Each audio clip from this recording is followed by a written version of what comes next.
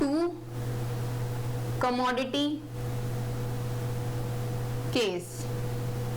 ठीक है, जब हमारे पास दो कमोडिटीज होती हैं तो हम कौन सी अप्रोच पढ़ रहे होते हैं बच्चों? Ordinal approach. ठीक है, ऑर्डिनल अप्रोच, राइट बच्चों। अब हम क्या डिस्कस करने जा रहे हैं? Equilibrium condition in the two commodity case. Two commodity case के अंदर हम ऑर्डिनल अप्रोच को पढ़ते हैं बच्चों। ठीक है, अब यहां पर हमारे पास पहला केस आता है, that is well behaved utility function. कौन सा है?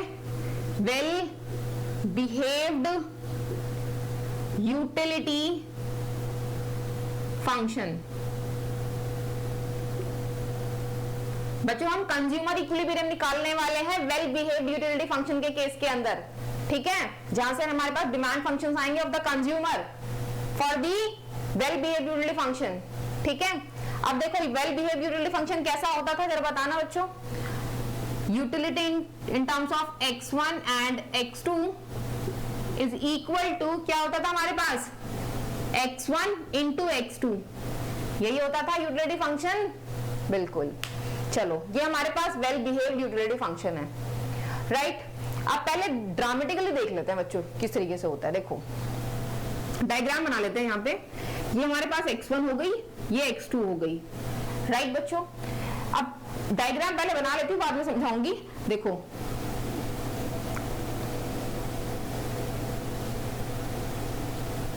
ये IC1 है, ये IC2 है, ये IC3 है, राइट बच्चों। हमें निकालना है कंज्यूमर इक्विलिब्रियम। क्या निकालना है? Consumer equilibrium. देखो बच्चों यहाँ पे पॉइंट्स ले लो, कुछ पॉइंट्स। ये पॉइंट E है, ये वाला जो पॉइंट है ये P है, और ये वाला जो पॉइंट है वो Q है, राइट बच्चों। ठीक है, ये पॉइंट P है, ये Q है और ये E है। अब देखो यहाँ पर पहले डायग्राम को एक्सप्लेन कर लेते हैं, राइट। देखो डायग्राम से हम पॉइंट E पर लेके चलते हैं, पॉइंट P से स्टार्ट करते हैं, पॉइंट P से। ठीक है, at point P, at point P। देखो बच्चों पॉइंट P पर देखो क्या है, हमारा जो IC कर्व है वो बहुत ज्यादा स्टीप पर है। ठीक है, क्योंकि अगर हम यहां से टेंजेंट पास कराएं तो बहुत ज्यादा स्टीप नहीं बन रही है। तो इसका मतलब क्या हुआ कि इस पॉइंट के ऊपर हमारा जो IC है बहुत ज्यादा स्टीप है। इसका मतलब कि हमारे IC की जो स्लोप है वो बजट लाइन से ज्यादा है, right. The slope of the IC curve is the greater than the budget line. ठीक है, इस पे क्या है हमारे पास? Slope of the IC budget line से ज्यादा है। अब जो स्लोप ऑफ IC होती है वो हमारे पास MRS होती है। ठीक है, MRC होती है ना। स्लोप ऑफ IC क्या होती है? Marginal rate of substitution, right बच्चों, which is greater than the slope of budget line, right। अब MRS क्या होती है हमारे पास? हमारी दोनों गुड्स की मार्जिनल यूटिलिटीज का रेशियो होती है, राइट बच्चों। दैट MUX1 अपॉन में MUX2, right. This is greater than slope of the budget line. क्या होती है हमारे पास? The price ratio, that is P1 upon P2, right? P1 is the stand for the price of good 1 and P2 is the stand for the price of good 2, right बच्चों। यानी कि P1 जो है वो प्राइस है commodity X1 का, और जो P2 है वो प्राइस है कमोडिटी X2 का, right? So our marginal utilities ratio of marginal utilities is greater than the price ratio। ये सिचुएशन आ गई हमारे पास at the point P, right? अब यहां से प्राइस 1 को इधर लेकर आना जरा। MUX1 अपॉन में P1 इधर आ गया, MUX2 को उधर भेज दो, MUX2 अपॉन में P2। देखो बच्चों ध्यान से देखना, इस वाली इक्वेशन, ये जो हमारे पास सिचुएशन आई है इसका मतलब क्या है। देखो यहां पर marginal utility of good 1 with respect to the price of good 1 that is P1, ठीक है, is greater than the marginal utility of good 2 with respect to the price of good 2। ठीक है, कि हमारे पास जो मार्जिनल यूटिलिटी ऑफ गुड 1 है with respect to the price of good 1 वो ज्यादा है किससे? मार्जिनल यूटिलिटी ऑफ गुड 2 से with respect to the price of good 2।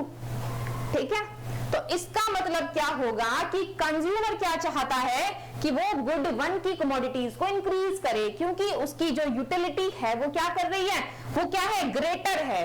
ठीक है, तो जब तक इंक्रीज करता रहेगा, जब तक कि दोनों की यूटिलिटी बराबर ना हो जाए, यानी कि वो किस पॉइंट पर जाएगा, MUX1 अपॉन में P1 is equal to MUX2 upon में P2, इस पॉइंट पर जाना चाहेगा। ठीक है, क्योंकि इससे ज्यादा यूटिलिटी मिल रही है कंज्यूमर को गुड 1 से।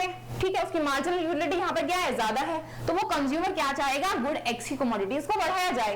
राइट, तो इस केस में क्या करेगा कंज्यूमर, X1 को इंक्रीज करेगा, एंड अगर वो X1 को इंक्रीज करेगा तो साथ ही साथ उसे X2 को डिक्रीज भी करना पड़ेगा, क्योंकि वो X2 को इंक्रीज नहीं कर सकता बिना डिक्रीज करे X2 को। ठीक है, तो X2 को क्या करेगा, डिक्रीज करेगा। राइट बच्चों, पॉइंट P पर क्या कर रहा है, वो इक्विलिब्रियम पर नहीं है, क्योंकि उसे अपनी इनकम को क्या करना पड़ रहा है, रीएलोकेट करना पड़ रहा है। ठीक है, अगर जब हम अपनी इनकम को रीएलोकेट कर रहे हैं तो उसका मतलब क्या है कि हम इक्विलिब्रियम सिचुएशन पर है ही नहीं। राइट, तो तभी तो अपनी इनकम को रीएलोकेट कर रहे हैं। अगर हम इक्विलिब्रियम पर होते तो हम क्यों करते अपनी इनकम को रीएलोकेट। राइट, तो हम पॉइंट P पर अपनी इनकम को रीएलोकेट कर रहे हैं, इसका मतलब point P is not a equilibrium point. Right, अब चलो पॉइंट Q पर चलते हैं। पॉइंट Q, देखो पॉइंट Q ये रहा, पॉइंट Q बच्चों, पॉइंट Q के ऊपर देखो हमारा आईसी कर्व जो है वो बहुत ज्यादा फ्लैटर है। आईसी कर्व कैसा है, फ्लैटर है। यहां से अगर एक टेंजेंट पास करेगी तो वो बिल्कुल ऐसे फ्लैट करके करेगी। ठीक है, तो अब जब आईसी कर्व बहुत ज्यादा फ्लैटर है तो इसका मतलब क्या हुआ कि आईसी कर्व के ऊपर जो स्लोप है वो लेसर है, किससे, slope of the budget line से। ठीक है, क्योंकि slope of the budget line तो कांस्टेंट है, वो यहां भी वही था, यहां भी वही है। राइट, अब पॉइंट P पर स्लोप ऑफ आईसी ग्रेटर था और पॉइंट Q पर slope of budget line greater है, तो ये जो साइन है बिल्कुल उल्टा हो जाएगा ना, क्योंकि अब हमारी कम हो चुकी है। That is the slope of IC curve. IC curve का स्लोप कम हो चुका है हमारे पास बजट लाइन के स्लोप से। ठीक है, तो ये वाला साइन भी उल्टा हो जाएगा। That is marginal utility of 1 upon marginal utility of good 2 is lesser than the price ratio. ठीक है, तो ये साइन भी उल्टा हो जाएगा।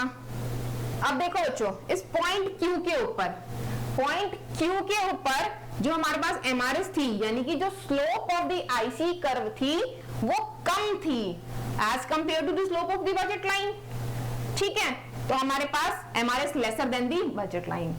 सो अगर हमारे पास MRS कम है तो हमारे पास दोनों गुड्स की मार्जिनल यूटिलिटीज का जो रेशियो है वो भी कम होगा P1 अपॉन P2 से। राइट, जब हमारे पास ये कम है तो हमारे पास जो marginal utility of good 1 with respect to the price of good 1 है वो लेसर आएगी the marginal utility of good 2 with respect to the price of good 2। ठीक है, अब इस केस में कंज्यूमर क्या करेगा बच्चों, देखो इस केस में उसको मार्जिनल यूटिलिटी जो है वो गुड 2 से ज्यादा मिल रही है, गुड 2 से मार्जिनल यूटिलिटी ज्यादा मिल रही है, तो वो गुड 2 को इंक्रीज करेगा। किसे इंक्रीज करेगा, गुड 2 को इंक्रीज करेगा और गुड 1 को डिक्रीज करेगा, क्योंकि उसे मार्जिनल यूटिलिटी जो है वो गुड 1 से कम मिल रही है। ठीक है, इस केस में कम मिल रही है तो उसको डिक्रीज करेगा और गुड 2 को इंक्रीज करेगा। अब देखो, जब उसने पॉइंट P से स्टार्ट किया और पॉइंट Q से स्टार्ट किया, दोनों ही कंडीशंस में उसने क्या किया, अपनी इनकम को रीएलोकेट किया। अब जब उसे अपनी इनकम जो है वो रीएलोकेट करनी पड़ रही है, इसका मतलब क्या है, जो पॉइंट P है और पॉइंट Q है दोनों ही पॉइंट्स क्या हैं, इक्विलिब्रियम पॉइंट्स नहीं है कंज्यूमर के लिए। राइट बच्चों, अब वो एक कंज्यूमर जो है इस पॉइंट से, P पॉइंट से और Q पॉइंट से अपनी इनकम को रीएलोकेट करते जा रहे हैं till the point E, till the point E। सिर्फ पॉइंट E ही क्यों बच्चों, देखो चाहे वो यहां से स्टार्ट करे चाहे वो यहां से स्टार्ट करे, लेकिन एक ऐसा पॉइंट आएगा, चाहे हमने दो केसेस लिखे ना बच्चों, देखो MRS is lesser than P1 upon P2 और दूसरा केस हमारे पास MRS is greater then P1 upon P2। ठीक है, चाहे वो इस केस पे जाए चाहे वो इस केस से जाए, लेकिन वो पॉइंट पर तो कहां पर आएगा, that MRS is equal to P1 upon P2। इस पॉइंट पर ही आकर वो अपनी इनकम के रीएलोकेशन को बंद कर रहा है ना वो, तो इसका मतलब क्या हुआ, the marginal utility of good 1 upon marginal utility of good 2 is equal to P1 upon P2, ठीक है, which is equal to the marginal utility good 1 upon में P1 is equal to marginal utility of good 2 upon P2, यानी कि हमारे दोनों goods से मिलने वाली जो मार्जिनल यूटिलिटी है वो उन दोनों गुड्स के रिस्पेक्टिव प्राइसेस पर क्या है, बराबर है, ठीक है। इस केस में कंज्यूमर क्या होगा, इक्विलिब्रियम सिचुएशन पर होगा, राइट बच्चों। So that the point E is the equilibrium for the consumer, right, the point E is the equilibrium point for the consumer where the slope of the budget line is equal to the slope of the IC curve, ठीक है। तो ये हमारे पास x1 star आ गया, ये x2 star आ गया। सो equilibrium bundle जो आया वो हमारे पास क्या आया, that x1 star and x2 star, this is the equilibrium for the consumer, right बच्चों, where the slope of the budget line is equal to the slope of the IC curve, ठीक है, समझ आया बच्चों। ये हमारा था वेल बिहेव्ड का केस, ठीक है। वेल बिहेव्ड के अंदर हम इस तरीके से इक्विलिब्रियम को निकालते हैं। अब हम इसके डिमांड फंक्शंस को फाइंड आउट कर लेते हैं बच्चों कि हमारे पास डिमांड फंक्शन जो होंगे वो किस तरीके से निकालेंगे। तो पहला जो था हमारे पास वो कौन सा था बच्चों, वेल बिहेव्ड था, ठीक है। कौन सा था, वेल बिहेव्ड यूटिलिटी फंक्शन, ठीक है। अब यहां पर हमारे पास यूटिलिटी फंक्शन बनता था utility in terms of x1 x2 is equals to x1 into x2।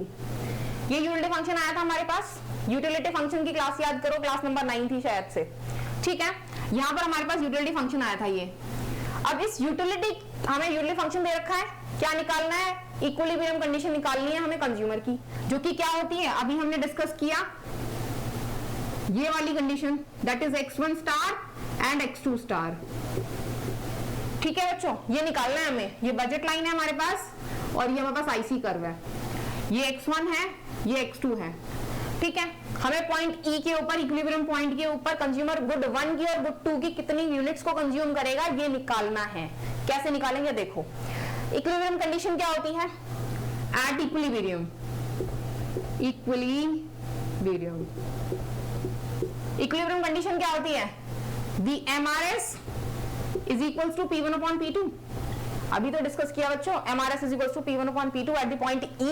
देखो ये क्या होता है हमारे पास, MRS that is the marginal utility of good 1 upon में marginal utility of good 2 is equals to P1 upon में P2, यही होता है। चलो देखो आगे देखो, marginal utility of good 1 कैसे निकालेंगे, that is the differentiation of utility in terms of x1 x2 upon में del x1 अपॉन में मार्जिन यूटिलिटी ऑफ गुड 2 कैसे निकालेंगे, that is the partial derivation of the utility function that del U in terms of x1 x2 upon में del x2 is equals to P1 upon P2, यही आएगा। चलो आगे चलो, इसको डिफरेंशिएट करना, ये निकालना जरा, इसको डिफरेंशिएट करेंगे विद रिस्पेक्ट टू x1 आएगा सिर्फ और सिर्फ x2, डिफरेंशिएट करेंगे विद रिस्पेक्ट टू x2 सिर्फ आएगा x1, that is equal to P1 upon P2, right बच्चों। यहां से x2 की वैल्यू निकाल लो, x2 is equals to x1 उधर चला जाएगा, P1 upon P2 into x1, ठीक है बच्चों। इसे हमने क्या दिया, इक्वेशन नंबर 1। समझ आ रहा है सबको, हमने कुछ भी नहीं किया, मार्जिनल यूटिलिटी ऑफ गुड 1 निकाला, गुड 2 निकाला, उसको प्राइस रेशियो को इक्वल रख दिया, क्योंकि हमारे पास इक्विलिब्रियम कंडीशन होती है in the case of well behaved, right. यहां से हमारे पास इक्वेशन आई that x2 is equal to P1 upon P2 into x1, उसे हमने क्या दिया, इक्वेशन नंबर 1, ठीक है। ये हमारे पास इक्वेशन नंबर 1 हो गई। अब आ जाओ बजट लाइन के ऊपर, देखो बजट लाइन क्या होती है, बजट लाइन क्या होती है कंज्यूमर की, that is P1 x1 plus P2 x2 is equal to money income in case of two commodity cases, ठीक है। जब एक कंज्यूमर अपनी इनकम को सिर्फ और सिर्फ 2 गुड्स पर ही स्पेंड कर रहा है तो उसकी बजट लाइन ये होगी, ठीक है। Expenditure on good 1 plus expenditure on good 2 is equal to money income, right. यहां पर बजट लाइन लिखो, the P1 x1 plus P2 x2 is equal to money income. देखो यहाँ पर P2 x2 है हमारे पास, x2 की इक्वेशन हम पहले निकाल चुके हैं, x2 को उठा के यहाँ पुट कर दे, ठीक है। So this is our second equation, by first and second, देखते रहना बच्चों ध्यान से, that P1 x1 plus P2 x2 की वैल्यू को यहां लेकर आओ, ये आएगी हमारे पास P1 upon P2 into x1 is equal to money income. ठीक है, आ गई, P2 कैंसिल हो जाएगा, बचा क्या P1 x1 plus P1 x1 is equal to money income. ये आ गया हमारे पास 2 into P1 x1 is equal to money income. तो यहां से x1 की वैल्यू नहीं आ गई, x1 star is equal to m upon में 2 इंटू P1। राइट बच्चों, समझ आया? This is our equilibrium value of the good one. ठीक है, अब इस इक्विलिब्रियम वैल्यू को उसमें पुट कर दो, इक्वेशन नंबर 1 के अंदर गुड 2 की आ जाएगी। चलो पुट करते हैं, यही पुट कर लेते हैं। देखो बच्चों किस तरीके से आएगा, x1 की वैल्यू है हमारे पास m अपॉन में 2p1। ठीक है, x1 की वैल्यू है हमारे पास, so x2 is equals to p1 upon p2 into m upon में 2p1। राइट, या p1 से p1 कैंसिल हो गया, तो बचा क्या हमारे पास x2 star is equal to m upon में 2 into P2। This is our equilibrium value of x2। ठीक है, तो हमारे पास जो इक्विलिब्रियम वैल्यूज आती हैं, यानी कि डिमांड फंक्शंस जो होते हैं in case of well behaved utility function, वो x1 और x2 के ये होते हैं बच्चों। ठीक है, तो यहां पर इस वाले कंडीशन के ऊपर जो इक्विलिब्रियम आएगा हमारे पास x1 star and x2 star क्या आया, देखो ये आया दैट m अपॉन में 2 into P1 comma m upon में 2 इंटू में P2। राइट बच्चों, सबको समझ आ रहा है? डिमांड फंक्शन से ही हमारे x1 x2 के। Right, this is the equilibrium values of x1 and x2। These are this at the equilibrium point E। Right बच्चों, एग्जाम के अंदर हमेशा न्यूमेरिकल क्वेश्चन आएगा कंज्यूमर थ्योरी से। ठीक है, यहाँ पर तुमसे कोई कॉन्सेप्चुअल क्वेश्चन नहीं पूछा जाने वाला है, कोई थ्योरी क्वेश्चन नहीं पूछा जाएगा। तुम्हें कॉन्सेप्ट्स आने चाहिए, उन कॉन्सेप्ट्स को तुम्हें अप्लाई करना है सिर्फ। ठीक है, अब कॉन्सेप्ट आने के लिए क्या करना पड़ेगा, पहले थ्योरी पढ़नी पड़ेगी, थ्योरी को रिवाइज कर मतलब अच्छे से समझना पड़ेगा, कॉन्सेप्ट रिवाइज करने पड़ेंगे, तभी तुम यहाँ पे अप्लाई कर पाओगे। राइट बच्चों, तो एग्जाम्पल जो कंज्यूमर थ्योरी का बेसिक क्वेश्चन करा रही हूँ, देखो किस तरीके से होता है। अगर तुम्हें बेसिक आता है ना, तुम बाकी के खुद से खुद कर सकते हो बच्चों, कुछ भी निकाल सकते हो, कितना भी टिपिकल यूटिलिटी फंक्शन गिवन हो तुम खुद से कर सकते हो। पहले समझ लो अच्छे से, देखो करना क्या होता है। जो चीजें गिवन होती है पहले हम वो लिख लेते हैं। ठीक है, सबसे पहले हमें गिवन होगा utility function in terms of x1 x2, right, is equals to x1 की पावर 1/2 इंटू x2 की पावर 1/2। ये यूटिलिटी फंक्शन है जो कि हमें गिवन है एग्जाम के अंदर। ठीक है, हमें मनी इनकम दे रखी है, मनी इनकम हमें दे रखी है 100। अब हमें प्राइस ऑफ गुड 1 दे रखा है 1 और प्राइस ऑफ गुड 2 दे रखा है 2। देखो बच्चों, ये सारी चीजें तुम्हें गिवन होंगी। राइट बच्चों, ये क्या होंगी, गिवन होंगी। राइट, समटाइम कुछ ऐसा भी हो सकता है कि कोई थोड़ी टिपिकल लैंग्वेज में हो सकता है the price of good 2 is the double of the price of good 1, price of good 1 given हो। ठीक है, अगर प्राइस ऑफ गुड 1 है तो इसका मतलब क्या हुआ, प्राइस गुड 2 जो है वो क्या है, डबल है, यानी कि 2 है। 1 into 2 is equal to 2। Right, कुछ इस तरीके से लिखा हो सकता है, तो तुम उसको आइडेंटिफाई कर लेना खुद से। मतलब क्वेश्चन को समझना सबसे पहले बहुत जरूरी है, क्वेश्चन को पढ़ना अच्छे से, समझना कि क्या क्या दे रखा है, क्या क्या नहीं दे रखा है। अगर जो नहीं दे रखा है तो वो हमें निकालना किस तरीके से है। राइट, नेक्स्ट आता है हमें, हमारे पास एग्जामिनर पूछेगा क्या बच्चों, एग्जामिनर पूछेगा find the equilibrium values of the good 1 and good 2, कि इस केस के अंदर जो कंज्यूमर होगा वो गुड 1 और गुड 2 की कितनी इक्विलिब्रियम वैल्यूज को कंज्यूम करेगा। ये एग्जामिनर तुमसे एग्जाम में पूछेगा। राइट, इसका मतलब तुम्हें क्या निकालना है, x1 स्टार और x2 स्टार निकालना है। राइट, चलो अब इसके आंसर को स्टार्ट करते हैं। ये तो क्वेश्चन हो गया, एग्जाम के अंदर गिवन चीजें हो गई और जो एग्जामिनर पूछने वाला है वो हो गया। राइट, अब क्वेश्चन को स्टार्ट करते हैं। सबसे पहले क्वेश्चन को जब तुम स्टार्ट करोगे, सबसे पहले तुम्हें क्या करना है, यूटिलिटी फंक्शन को आइडेंटिफाई करना है कि यूटिलिटी फंक्शन कौन सा गिवन है। और यूटिलिटी फंक्शन तुम कैसे आइडेंटिफाई करते हो, एमआरएस की हेल्प से। ठीक है, चलो एमआरएस निकालो जरा। एमआरएस क्या होता है, that the ratio of marginal utilities of both the goods. so that the marginal utility of good 1 upon में marginal utility of good 2, right? ये क्या है हमारे पास? that is MRS. चलो अब MRS marginal utility of good 1 निकालना जरा, ये आएगा हमारे पास, इस यूटिलिटी फंक्शन को with respect to x1 differentiate करना है, पार्शियल डेरिवेशन लगेगा बच्चों, दो गुड्स हैं, ठीक है, पार्शियल डेरिवेशन लगेगा यहाँ पर, तो इस फंक्शन को क्या करना है, हमें डिफरेंशिएट करना है with respect to good 1, right? तो 1/2 आ गया x1 की पावर -1/2 इंटू x2 की पावर 1/2, ये आ गया। अब हमें क्या निकालना है, मार्जिनल यूटिलिटी ऑफ गुड 2 निकालना है, तो इसी फंक्शन को डिफरेंशिएट करेंगे with respect to x2, right? तो ये आएगा 1/2 इंटू x1 की पावर 1/2 इंटू इसकी पावर हाफ हो जाए -1 हो जाएगी, दैट x2 की पावर -1/2, ठीक है? थोड़ा शॉर्ट आउट करते हैं, ये कट गया एक दूसरे से। चलो अब देखो, ये x2 ऊपर चला जाएगा और ये x1 नीचे आ जाएगा, तो ये आ गया हमारे पास x2 अपॉन में x1, ठीक है?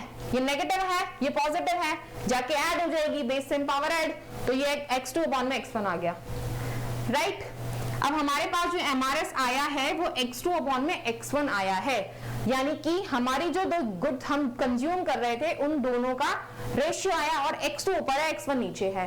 इसका मतलब हुआ कि हमारे पास जो यूटिलिटी फंक्शन है वो कैसा है, वेल बिहेव्ड है, क्योंकि वेल बिहेव्ड के केस में हमारे पास ये MRS आती है, ठीक है? कैसी है, कैसा है हमारे पास फंक्शन, वेल बिहेव्ड है, राइट बच्चों? वेल बिहेव्ड यूटिलिटी फंक्शन है, सबको समझ आया कि यूटिलिटी फंक्शन कैसे आइडेंटिफाई करना है? अगर नहीं समझ आया तो लास्ट क्लास नंबर 9 के अंदर लास्ट में हमने कंक्लूड करके देखा था कि हम यूटिलिटी फंक्शन को किस तरीके से आइडेंटिफाई करते हैं, वो क्लास प्लीज एक बार दोबारा जाके देख लो ताकि तुम्हें याद आ जाए, ठीक है? अब हमने MRS से हमें ये पता चल गया कि हमारे पास जो यूटिलिटी फंक्शन है वो वेल बिहेव्ड है। अब वेल बिहेव्ड के लिए अब हमें क्या करना है, डिमांड फंक्शन निकालने हैं। डिमांड फंक्शन निकालने के लिए क्या चाहिए हमें, इक्विलिब्रियम डिमांड निकालनी है और डिमांड फंक्शंस चाहिए। अब डिमांड फंक्शन हमने जस्ट अभी डिराइव किए हैं, राइट बच्चों? सबको याद है क्या हमने डिराइव किए थे, x1 और x2 को डिराइव किया था ना, कि इनकी वैल्यूज क्या होती हैं, दैट x1 स्टार क्या था, दैट m अपॉन में 2 इंटू P1, और x2 स्टार क्या था, m अपॉन में 2 इंटू P2। ये डिमांड फंक्शन बच्चों अभी हमने इससे जस्ट इससे पहले डिराइव किए हैं, ठीक है, राइट? अब हमें क्या करना है, सिंपल कुछ भी नहीं करना, यूटिलिटी फंक्शन हमें पता चल गया है, ठीक है? यूटिलिटी फंक्शन पता होने के बाद हमें उस यूटिलिटी फंक्शन के डिमांड फंक्शंस पता होने चाहिए, राइट बच्चों? अगर हमें उस यूटिलिटी फंक्शन के डिमांड फंक्शंस पता है तो हम क्या करेंगे, सिंपली जो हमें ये वैल्यूज गिवन है उन वैल्यूज को यूटिलिटी फंक्शन के अंदर पुट करेंगे। क्या करेंगे, पुट करेंगे। चलो करके देखते हैं। x1 star is equal to money income 100 है, ठीक है, 2 इंटू P1 1 है, राइट बच्चों? ये आ गया हमारे पास 100 अपॉन में 2 that is equal to 50। x1 star is equal to 50, right? x2 निकालते हैं। x2 star is equal to 100 m upon में 2 इंटू P2 कितना दे रखा है, 2 दे रखा है, राइट? तो ये आ गया हमारे पास 100 अपॉन में 4 that is 25। x2 star is equal to 25, right बच्चों? सबको समझ आया? तो eight the equilibrium level x1 हमारे पास 50 आएगा, x2 हमारे पास 25 आएगा। अब यहाँ पे डायग्राम बना के समझ लेते हैं। ये हमारे पास x1 हो गया, ये x2 हो गया, ये हमारे पास बजट लाइन हो गई, ठीक है, और ये हमारे पास IC कर्व हो गया, ये हमारे पास इक्विलिब्रियम पॉइंट हो गया दैट इज E, ये हमारे पास x1 स्टार हो गया जिसकी वैल्यू कितनी आई है हमारे पास 50 आई है, ठीक है, और ये हमारे पास x2 स्टार हो गया जिसकी वैल्यू 25 आई है, राइट बच्चों? निकालने आए डिमांड, यही तो हमें निकालने थे, एग्जामिनर ने ही तो बोला था हमें निकालने के लिए, ठीक है? कितना सिंपल है बच्चों, कुछ भी नहीं करना। सबसे पहले यूटिलिटी फंक्शन को आइडेंटिफाई करना है। यूटिलिटी फंक्शन आइडेंटिफाई करने के बाद तुम्हें उस यूटिलिटी फंक्शन के डिमांड फंक्शंस पता होने चाहिए। डिमांड फंक्शंस के अंदर सिंपल तुम्हें वैल्यूज को पुट करना है। ये तो एक तरीका हो गया। अब नेक्स्ट आते हैं वो वाले बच्चे जिनको डिमांड फंक्शंस याद ही नहीं होते, ठीक है? उन्हें पता, वो आइडेंटिफाई कर पा रहे हैं कि यूटिलिटी फंक्शन जो हमें दे रखा है वो कैसा दे रखा है, वेल बिहेव दे रखा है, या उन्हें आइडेंटिफाई भी नहीं करना आ रहा, ठीक है, उन्हें यूटिलिटी फंक्शन आइडेंटिफाई नहीं करना आ रहा कि यूटिलिटी फंक्शन है कौन सा, ठीक है, और ना ही उन्हें उसके डिमांड फंक्शंस याद हैं। तो क्या करना है बच्चों, सिंपल जो हमने डिमांड फंक्शंस की डेरिवेशन के लिए जो मेथड अप्लाई किया है ना, उससे सिर्फ फॉलो करना है with respect to these values, ठीक है, इन वैल्यूज के रिस्पेक्ट में उस मेथड को फॉलो करना है, तो हमारे पास ऑटोमेटिकली ये वैल्यूज आ जाएंगी। एक बार करके देखें, चलो करके देखते हैं, ठीक है। अगर एग्जाम के अंदर तुम आइडेंटिफाई नहीं कर पा रहे हो कि यूटिलिटी फंक्शन कौन सा है और इस यूटिलिटी फंक्शन के डिमांड फंक्शंस क्या होते हैं, तो तुम्हें सिंपल क्या करना है, इक्विलिब्रियम कंडीशन को लगाना है। क्या लगाना है, इक्विलिब्रियम कंडीशन को लगाना है। इक्विलिब्रियम कंडीशन क्या होती है, that MRS is equals to P1 upon P2, ठीक है, ये इक्विलिब्रियम कंडीशन है, इसे यहाँ पे अप्लाई करना है। करते हैं, चलो देखो MRS क्या है हमारे पास, MRS आएगी हमारे पास 1/2 x1 की पावर -1/2 इंटू x2 की पावर 1/2 अपॉन में MUX2 आएगा हमारे पास 1/2 इंटू x1 की पावर 1/2 इंटू x2 की पावर -1/2, ठीक है, ये कैंसिल आउट हो गया, ये बच गया हमारे पास x2 अपॉन में x1, right. P1 upon P2, P1 कितना दे रखा है, 1 दे रखा है, P2 2 दे रखा है, इज इक्वल टू 1 अपॉन में 2, ठीक है। देखो वही सेम चीज फॉलो कर रहे हैं हम with respect to these prices, right बच्चों।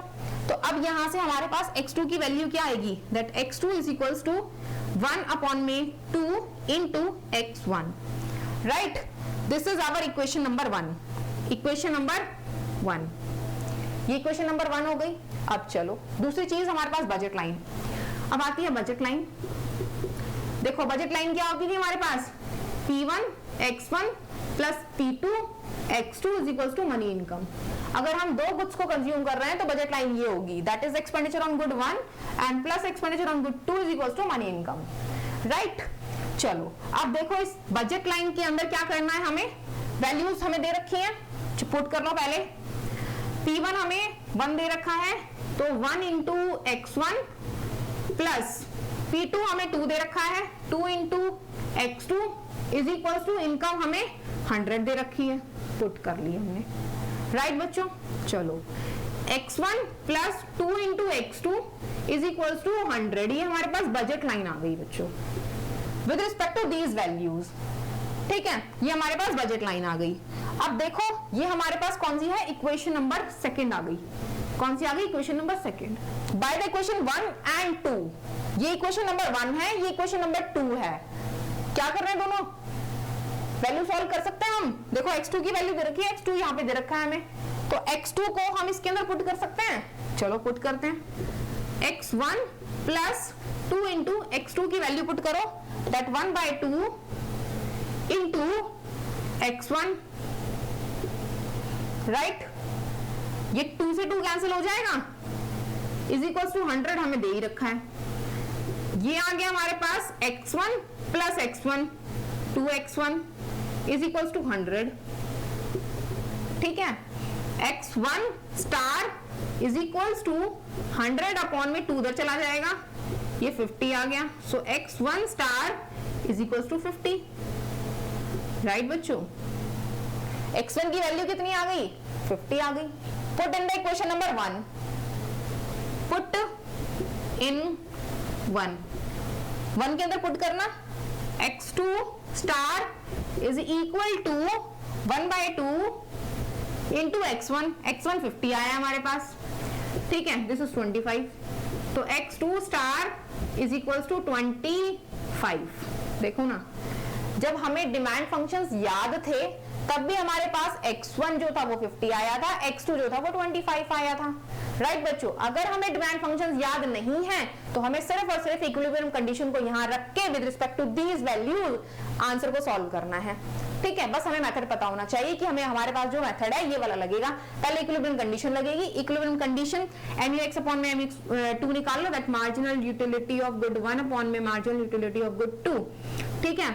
उसको प्राइस रेशियो के बराबर रख दो, प्राइस रेशियो से एक इक्वेशन बना लो, उस इक्वेशन को उठा के बजट लाइन में पुट कर दो, ठीक है। बजट लाइन के सॉल्व करने के बाद हमारे पास एक गुड की वैल्यू आ जाएगी, वैल्यू को उठा के दोबारा इक्वेशन नंबर 1 में जाकर दूसरे गुड की वैल्यू निकाल लो। कितना सिंपल है ना, सिंपल।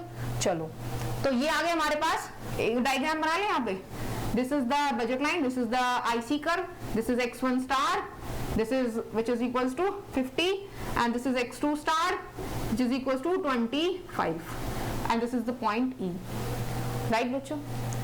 तो इस तरीके से निकालते हैं हम equilibrium in case of well behaved utility function, ठीक है।